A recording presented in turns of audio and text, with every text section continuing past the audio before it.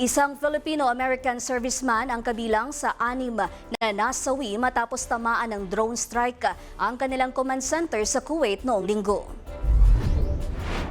Ayon sa Pentagon, kabilang sa mga nasawi ang 54-year-old na Chief Warrant Officer na si Robert Marzan na bahagi ng logistics unit na nagkakaloob ng pagkain, tubig, kagamitan at iba pang supply sa combat troops ng Amerika.